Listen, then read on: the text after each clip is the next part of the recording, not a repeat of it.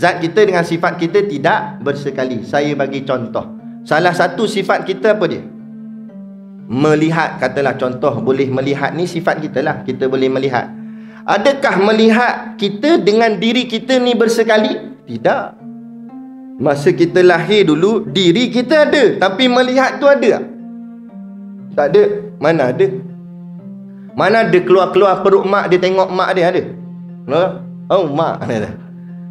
Dia tak, mata ada, bukan dia buta. Mata ada, tapi dia tak boleh melihat lagi. Sebab Allah belum beri kekuatan pada matanya untuk melihat. Koi masa koi umur, naik setahun, 2 tahun, masa tu barulah boleh melihat sikit, lama makin jelas. Dan adakah kekal sifat melihat tu pada diri kita? Tak kekal juga. Koi lama tak nampak pula. Mula makin tak nampak, makin kenyit kata. Kita nampak sekali, siapa tu dia tak nampak dah. Amoy ke ustaz lah kata. Tak apa nampak dah mata. Tu hikmah tuan-tuan. Hikmah Allah melemahkan kita di hujung-hujung usia. Apa hikmah dia? Kita jangan komplain lah. Allah buat terbaik buat kita. Hikmah dia apa? Supaya dosa kita berhenti setakat itu. Sebab kita nak pergi dah tak lama lagi. Bukan kita lah, orang lain. Takut cepat pula kan. Kan? Jadi nak ceritanya, orang berusia makin dekat kepada penghujungnya. Jadi kalau lama Allah ambil penglihatan dia pelan-pelan. Bukan terus buta, sikit-sikit. Mula dah mata tak berapa jelas, telinga tak berapa dengar, mulut sasul cakap pun silap aja. Kadang tak boleh nak cakap jelas. Allah mula tarik. Sebab apa Allah tarik? Sebab Allah nak kurangkan dosa-dosa kita. Sebab dosa mata kita banyak.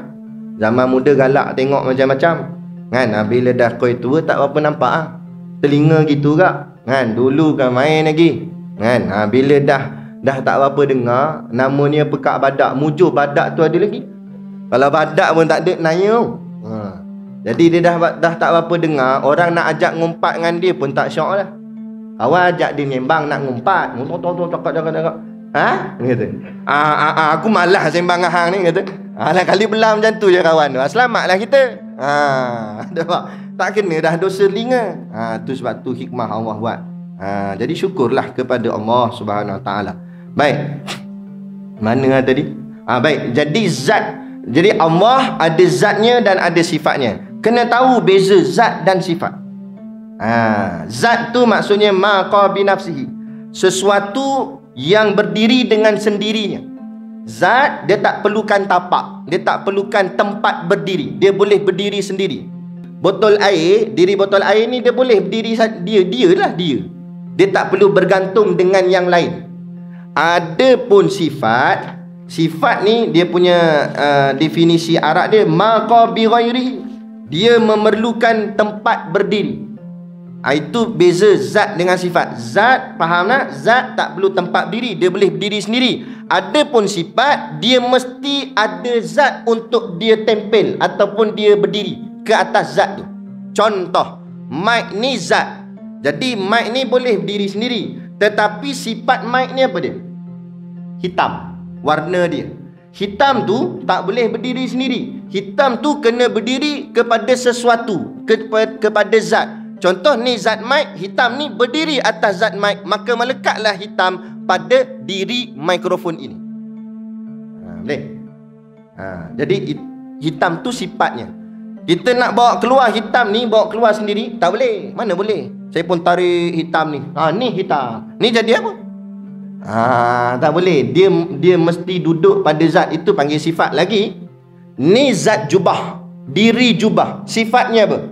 Sifatnya lembut. Lembut tu sifat dia.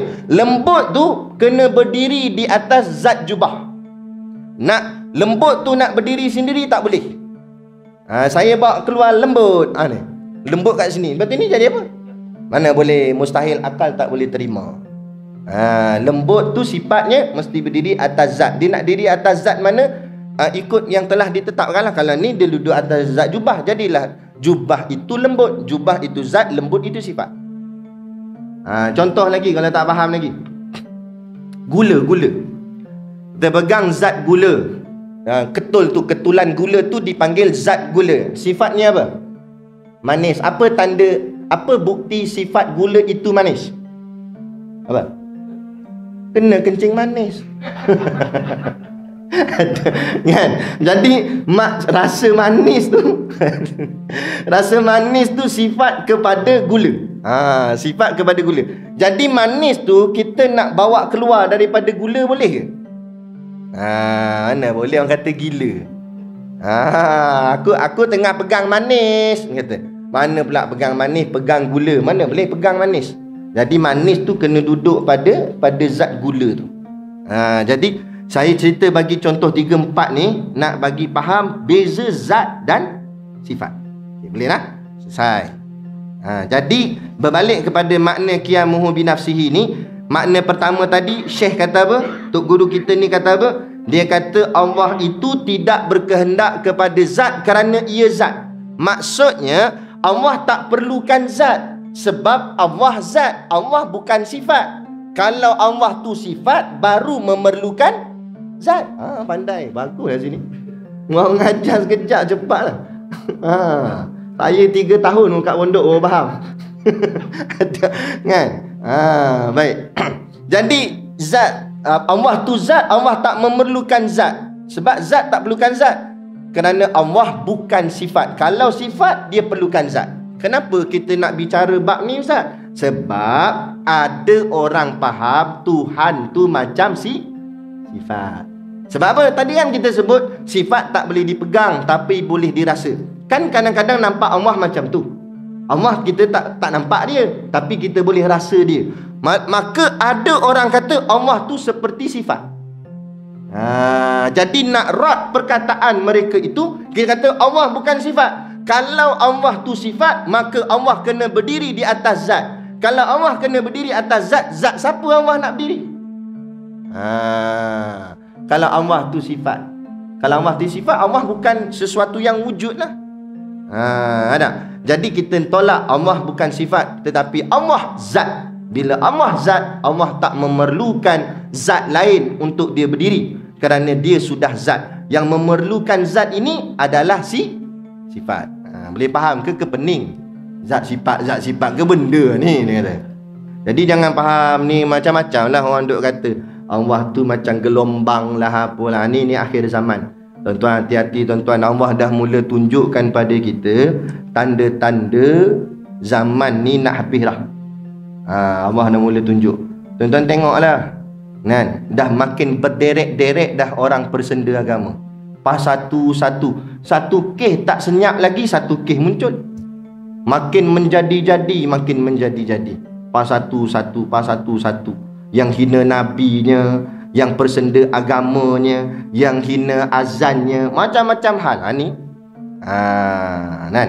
Tak tahulah dah makin nak punah dah keadaan bumi ni. Bila Allah diperkotak-katikkan, dipermain-mainkan, Nabi diperlekeh-lekehkan, agama dipersenda-sendakan, maka tunggulah azab akan turun secara bertubi-tubi tanpa berhenti.